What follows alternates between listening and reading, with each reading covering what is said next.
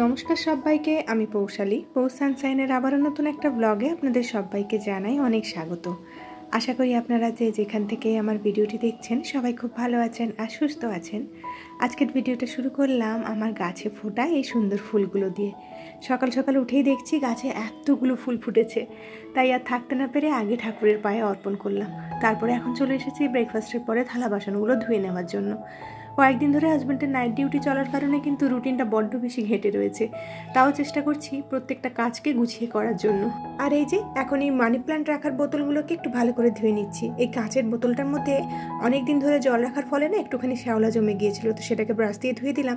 আর এই মানি প্ল্যান্টগুলো বাড়ি থেকে আনা হয়েছিল, তো আমি মাটির মধ্যে লাগিয়ে দেখলাম যে গাছগুলো ঠিক বেড়ে উঠতে পারছে না। হয়তো আমার মাটির মিক্সটা খারাপ ছিল, তাই জলের মধ্যে রেখেছি, আর কয়েকদিনের মধ্যেই কিন্তু গাছগুলো হুড়মুড়িয়ে বাড়ছে। যে কয়েকটা গাছ আমার বাড়িতে রয়েছে সেগুলো যখন নতুন পাতা গজায় বা ফুল ফোটে সেটা দেখতে আমার এত ভালো লাগে।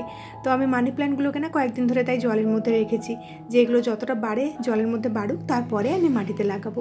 আর এই যে এখন ফ্রিজগুলো দেখলাম 3খানা ডিম রয়েছে, তার মধ্যে একটা ডিমকে মেয়ে অলরেডি ফাটিয়ে ফেলেছে, আর একটা ডিম আমার হাতেই ফেটে গিয়েছে। ওই যে বলেছিলাম আগের বার হাজব্যান্ডের জন্য বাবার বাড়ি যাওয়ার আগে কিনে রেখেছিলাম, 5টা মতো ডিম ও আর খেতে পারেনি। বেকার নষ্ট করবো কেন, আমি রেখে দিয়েছিলাম মাথায় লাগানোর জন্য। আগের সপ্তাহে 2টো লাগিয়েছি, আর এই সপ্তাহে 2টো ডিমের মধ্যে 1 চামচ মতো অ্যালোভেরা জেল দিয়ে দিলাম।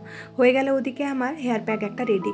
আর এখন একটা ফেস প্যাক বানিয়ে নিচ্ছি। অ্যালোভেরা জেল, তার মধ্যে একটুখানি টারমারিক পাউডার আর একটুখানি হানি, এটা দিয়ে আমি আমার স্কিন কেয়ারটা আজকে করব।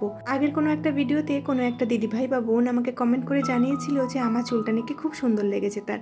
তো তার জন্য তোমাকে অনেক ধন্যবাদ জানাই আমাকে এত সুন্দর একটা কমেন্ট করার জন্য। আর তার সাথে আমাকে সুন্দর একটা টিপসও দিয়েছিল যে চুলগুলোকে যখন আমি আঁচড়াবো তখন যেন নিচ থেকে আঁচড়াই, তাতে করে কিন্তু এত লম্বা চুলে জটও কম পাকে আর আঁচড়াতেও সুবিধা হয়। তো আজকে আমি সেই টিপসটা ফলো করলাম। আসলে এই জিনিসটা আমি ছোট থেকেই ফলো করতাম জানেন, তবে যবে মেয়ে হয়েছে তবে থেকে নিজের প্রতি তো সেরকম খেয়াল রাখতে পারি না। এখন চুল আঁচড়ানো বলতে নমনম করে আর কি, কোনো রকম বাথরুমে ঢুকে একবার চুলটা আঁচড়ে ফেলি। আগে যখন মেয়ে হওয়ার আগের কথা বলছি, তখন দিনে 2 থেকে 3 বার আমি মাথার চুল আঁচড়াতাম। তবে এখন আর তো সেই সময়টা পাই না, তো এখন ওই রকমভাবেই কাজ চালিয়ে নিই। আর এই যে মোটামুটি ফেস প্যাক আর হেয়ার প্যাকটা লাগিয়ে নিয়েছি। আর এখন বাইরে যে ডাস্টবিনটা রাখা থাকে সেটা ধুয়ে দিচ্ছি। বাইরে সবার সাথে ডাস্টবিন রাখা থাকে, তো নোংরা থাকলে কেমন একটা বাজে দেখায়, তো সেই কারণে ডাস্টবিনটা 2 সপ্তাহে একবার করে পরিষ্কার করে দিয়ে থাকি। আর সকালবেলায় হাজব্যান্ড নাইট ডিউটি করে ফিরেছিল, তো তখনই কিন্তু ঘর ঝাড়ু মোছা সব কিছু করে নিয়েছিলাম। হাজব্যান্ড আর মেয়ে দুজনেই স্নান করে ফেলেছে, আর আজকে আবার বাথরুম পরিষ্কার করারও দিন রয়েছে, সেই জন্য আমি আর সকালে স্নান করিনি। ভাবলাম একদম হেয়ার প্যাক ফেস প্যাক লাগিয়ে বাথরুম টাথরুম পরিষ্কার করে তারপরে স্নান করব। ডাস্টবিনের নিচের দিকে যদি আমরা এরকম একটা খবরের কাগজ দিয়ে রাখি তাহলে কিন্তু অনেক দিন অবধি ডাস্টবিনটা ফ্রেশ থাকে। তো বাইরের ডাস্টবিনের নিচের দিকে সব সময় আমি এরকম একটা খবরের কাগজ দিয়ে রাখি, তাতে করে কি হয়, ডাস্টবিন থেকে যেটুকু ময়লা বের হয়, জল ময়লাগুলো, সেগুলো কিন্তু খবরের কাগজটা শোক করে নেয় আর কোনো রকমের ব্যাড স্মেলও দেয় না। আর এই তো ফেস প্যাক আর হেয়ার প্যাকটা লাগিয়ে মোটামুটি আমাকে 1 ঘন্টা মতো ওয়েট করতে হবে, আর তার ফাঁকেই আমি টুকটাক কাজগুলো সেরে ফেলছি। ফ্রিজটা যবে থেকে পরিষ্কার করেছি তবে থেকে চেষ্টা করছি একটু মেনটেন রাখার জন্য। আর যেহেতু ডিমটা ফেটে গিয়েছিল, তাই আজকে একটু ভালো করে ফ্রিজটা ভিজে কাপড় দিয়ে মুছে নিলাম। আমি প্রত্যেক দিনই না ফ্রিজের ভেতরটা একটা ভিজে কাপড় দিয়ে মুছে দিয়ে থাকি। এতে করে কি হয়, ফ্রিজটা কিন্তু 1 মাসে আমরা একবার ডিপ ক্লিন করলেও চলে, তা না হলে কিন্তু ফ্রিজের মধ্যে খুব বেশি ময়লা জমে যায়। আর এই যে এখন এদিকে বাসন রাখার যে র্যাকটা থাকে সেটা একটু মুছে নিচ্ছি। এখানে এত পিঁপড়ের উপদ্রব হয়েছে, প্রত্যেকটা জায়গাতে কিন্তু এরকম কালো কালো ধুলোবালি কোথা থেকে উঠিয়ে ওরা জড়ো করে দিচ্ছে। প্রত্যেক দিন মুছলেও কিন্তু সেই একই সমস্যা হচ্ছে। এখন আবার আপনাদের সাথে দেখা হচ্ছে একদম স্নান করে রান্নাঘরে। কিছুটা রান্না এগিয়ে নিয়েছিলাম, আর এখন একটু নতুন উপায়ে ডাল বানাচ্ছি। এই ডালটা আমি শিখেছিলাম বিহারে গিয়ে। ডালে আমরা যেরকম ফোড়নটা আগে দিই, বিহারের দিকে দেখেছি ডাল হওয়ার পরে এরকম চামচের মধ্যে বা কোনো কড়াইয়ের মধ্যে ফোড়ন দিয়ে তারপরে ডালের মধ্যে দেয়। আর আজকে দুপুরের মেনুটা আপনাদেরকে দেখিয়ে দিই। পাশের বাড়ি থেকে আন্টি দিয়ে গিয়েছিল একটু বাসন্তী পোলাও আর চিকেন, আর আমি বানিয়েছিলাম একটু বেগুন ভাজা, পাঁপড় ভাজা, আর তার সাথে একটুখানি ডাল। ওদিকে হাজব্যান্ডকে খেতে দিয়ে আমি এখন চলে এসেছি কিচেনটাকে একটুখানি ক্লিন করে নেওয়ার জন্য। প্রত্যেক দিন রান্নার পরে যদি আমরা এরকম হালকা হাতে কিচেনটাকে একটুখানি ক্লিন করে নিই, তাহলে সাপ্তাহিক যে রুটিনটা থাকে ডিপ ক্লিনিংয়ের, সেই সময় কিন্তু খুব একটা বেশি সময় লাগে না। আমি আমার এই ভাড়া বাড়ির ছোট্ট কিচেনটাকে যতটা পারি পরিষ্কার পরিচ্ছন্ন রাখার চেষ্টা করি। তবে সত্যি কথা বলতে কি, কিচেনের প্রত্যেকটা জায়গা কিন্তু এখন মনের মতো করে পরিষ্কার করে রাখতে পারিনি। এত ছোট বেবি নিয়ে কিন্তু সব জায়গাটায় সমানভাবে ক্লিন করে উঠতে পারছি না। তবে চেষ্টা করব খুব শিগগিরই কিচেনের এখানে আবারও একটা মেকওভার দিয়ে আপনাদের সাথে পুরোটা শেয়ার করার। আর রান্না করার পরে গ্যাসের সাথে সাথে কিন্তু গ্যাসের পেছনের দিকে যে টাইলসগুলো থাকে সেগুলোকেও কিন্তু হালকা হাতে স্কচ ব্রাইট দিয়ে ঘষে আমি একটা ভেজে কাপড় দিয়ে মুছে নিই।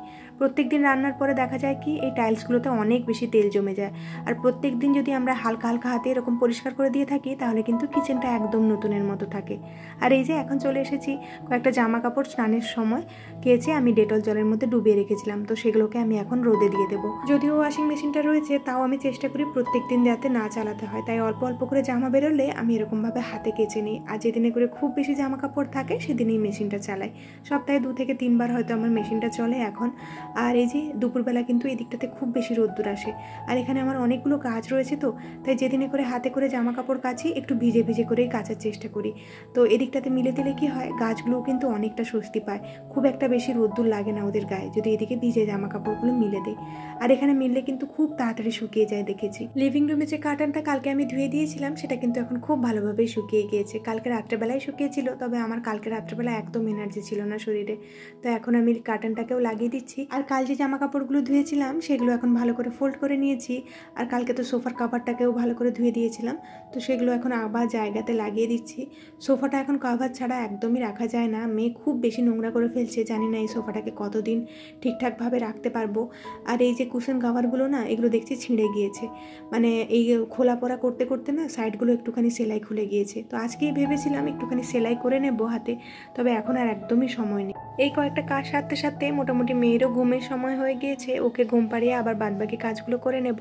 প্রত্যেকদিন খাওয়ার পরে কিছুটা সময় বের করে আমি চেষ্টা করি এই কাজগুলো এগিয়ে নেওয়ার জন্য, কারণ আমার টার্গেটই থাকে সকালবেলাটা যতটা পারবো কাজ এগিয়ে নেব, আর যদি না পারি তখন সেটা সন্ধ্যাবেলা সারবো।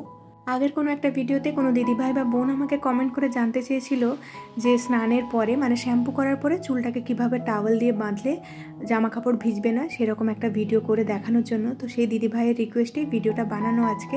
যদিও কমেন্টটা আমি অনেক খোঁজার পরে কোথাও খুঁজে পাচ্ছি না, যদি খুঁজে পাই অবশ্যই আমি ডেসক্রিপশন বক্সে দিদিভাইয়ের কমেন্টটা দিয়ে দেবো আপনাদের জন্য, আপনারা চাইলে দেখতে পারেন। তো এই যে আমি প্রথমে যে স্টেপটা দেখালাম, যেটা আপনাদেরকে বাথরুমের মধ্যেই করতে হবে, স্নান করার পরে চুলে যে জলটা থাকে এক্সট্রা সেটাকে এরকম হাত দিয়ে চেপে চেপে নিগড়ে নিতে হবে। তারপরে এরকম একটা টাওয়েল নিতে হবে, টাওয়েলের এক সাইডটা একটুখানি ছোট রাখবো আর এক সাইডটা একটুখানি বড় রাখবো। আর ছোট দিকটা প্রথমে উল্টো দিকে ঘুরিয়ে নিয়ে তারপরে বড় দিকটা চেপে দেবো। মানে আপনারা হয়তো দেখে বুঝতে পারছেন আমি কতটা বোঝাতে পারছি আপনাদেরকে জানি না। তো ছোট দিকটা বড় দিকটার মধ্যে ঢুকিয়ে এরকমভাবে হালকা হাতে মুড়ে নেব। টাওয়েলটাকেই কিন্তু মুড়তে হবে, চুলটাকে যতটা কম মুড়বো ততটাই ভালো। তো আমি কিন্তু গামছা দিয়ে এই স্টাইলটা করে থাকি, আপনারা চাইলে কিন্তু গামছা টাওয়েল যে কোনো দুটো ব্যবহার করতে পারেন। আর মুড়ে এরকম পেছন দিকে হালকা হাতে গুজে দেব। এটা করার ফলে কিন্তু আপনি যতই কাজ করেন না কেন চুল ভেজানোর পরে আপনার জামা কাপড় কিন্তু একদম ভিজবে না। আর আপনারা চাইলে কিন্তু আরও একটা প্রসেস ফলো করতে পারেন, এটা আমি একটা টি শার্ট দিয়ে আপনাদেরকে দেখাচ্ছি। প্রথমে সেই একই প্রসেসে চুলের এক্সট্রা জলটাকে বের করে নিতে হবে, তারপরে এরকম চুলটাকে হালকা হাতের মধ্যেই পেঁচিয়ে নিতে হবে। আর এই যে এখানটায় কিন্তু আমি টি শার্টটাকে মাথার মধ্যে পরে নিলাম যেরকম টি শার্ট পরা হয়, আর তারপরে এরকম চুলটাকে আবারও নিচের দিকে করে আমি টি শার্ট দিয়ে হালকা হাতে চুলটাকে মুড়ে নিচ্ছি। তো এই জায়গাটা টি শার্ট আপনার যত বড় হবে ততই কিন্তু আপনার জন্য ভালো। আপনারা চাইলে কিন্তু হাজব্যান্ডের টি শার্টও ব্যবহার করতে পারেন। আর তারপরে এরকমভাবে মুড়ে নিয়ে পেছন দিকে আমি টাকিন করে দিচ্ছি। এই যে দেখুন খুব সুন্দরভাবে কিন্তু সিকিওর হয়ে গেছে। এটা পরেও কিন্তু আপনি বাড়ির সমস্ত রকমের কাজ করতে পারেন। তো আশা করি দিদিভাইয়ের প্রশ্নের উত্তর আমি আমার ভিডিওর মাধ্যমে দিতে পেরেছি। আপনি যদি এখনও আমার ভিডিও দেখে থাকেন তাহলে অবশ্যই আমাকে কমেন্ট করে জানাবেন এই দুটো টিপস আপনার কাছে কেমন লাগলো। আর এখন আপনাদের সাথে আমি আমার স্কিন কেয়ারটাও শেয়ার করে ফেলছি। স্নানের সময় আমি ফেস ওয়াশ দিয়ে ভালো করে মুখটা ধুয়ে ফেলি, তারপরে এই যে আমি একটুখানি টোনার লাগিয়ে নিই। টোনারটা লাগিয়ে হালকা হাতে ড্যাব ড্যাব করে নিই, তারপরে মোটামুটি 2-3 মিনিট মতো এটাকে মুখের মধ্যেই ড্রাই হতে দিই। আমি এখানটা ছোট্ট ফ্যান ব্যবহার করে আজকে ড্রাই করলাম, তা না হলে কিন্তু সিলিং ফ্যানের হাওয়াতেই আমি ড্রাই করে ফেলি। তারপরে আমি ময়শ্চারাইজার হিসেবে কিন্তু পন্ডসের লাইট ময়শ্চারাইজার যেটা থাকে সেটাই লাগালাম। আসলে ময়শ্চারাইজার কিন্তু আমি আমার রিকোয়ারমেন্ট অনুযায়ী চেঞ্জ করি, কারণ আমার স্কিনের টেক্সচার কিন্তু মাঝে মধ্যেই চেঞ্জ হতে থাকে। কখনো খুব ড্রাই হয়ে যায়, আবার কখনো দেখা যায় একদম নর্মাল, আবার কখনো একটু একটু অয়েলি হয়েছে। তো এখন যে খুব গরম পড়েছে আমার স্কিনটা না একটুখানি অয়েলি আর নর্মালের মধ্যে রয়েছে, সেই কারণে আমি এই লাইট ময়শ্চারাইজারটা ব্যবহার করলাম। আর এখন একটুখানি সানস্ক্রিন লাগিয়ে নিচ্ছি। সানস্ক্রিনটা সবসময় আমি এই 2 ফিঙ্গার মেথডে লাগাই, মানে দুটো আঙুলে যতটা আসে সেইটা নিয়ে আমি গলায় আর মুখে লাগিয়ে ফেলি। আর তারপরে একটুখানি ভ্যাসলিন ঠোঁটের জন্য, তারপরে ভ্যাসলিনের ময়শ্চারাইজারটা যেটাতে SPF SPF এর প্রোটেকশন থাকে, সেটা আমি ব্যবহার করে নিই। তো এটা কিন্তু রোজ রোজ যে করি তা একদমই নয়, তবে আজকে করলাম তাই আপনাদের সাথে শেয়ার করলাম। কোনো দিন সময় থাকলে শুধুমাত্র সানস্ক্রিনটা লাগিয়ে নিই বা শুধুমাত্র ময়শ্চারাইজারটা লাগিয়ে নিই। আর এখন যা গরম পড়েছে, একটুখানি পারফিউম লাগালে কিন্তু নিজেদেরও বেশ ভালো লাগে। এখন ছোটোখাটো কাজ করতে গেলেও দেখছি কি একদম দরদরিয়ে ঘেমে যাচ্ছি, তাই পারফিউমটা কিন্তু মাঝে মধ্যেই দিয়ে থাকি।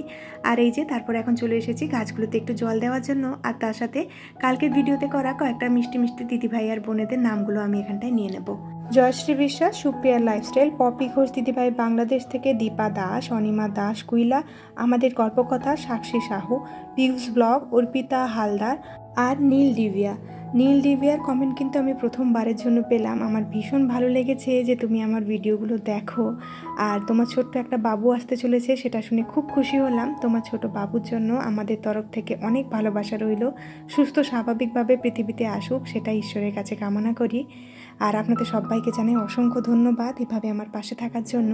আর আপনাদের নামগুলো নিতে নিতে কিন্তু আমার জল দেওয়া হয়ে গিয়েছে, আর কয়েকটা জলের বোতল খালি ছিল, সেগুলো ভরে নিলাম।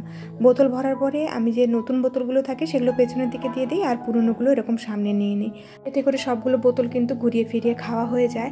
আর এই যে মেয়ে ঘুমোচ্ছে এখনও, আর ওর জন্য একটুখানি বিকেলে টিফিন বানিয়ে নিচ্ছি। একটুখানি চাউমিন বানালাম ক্যাপসিকাম আর গাজর দিয়ে, আর একটু পনির দিয়ে। তাহলে চলুন আজকের মতো ভিডিওটা এখানেই শেষ করছি। খুব শিগগিরই দেখা হচ্ছে নেক্সট আরেকটি ব্লগে। ততক্ষণের জন্য সবাই খুব ভালো থাকবেন, সবাইকে খুব ভালো রাখবেন আর নিজের যত্ন রাখবেন। টাটা।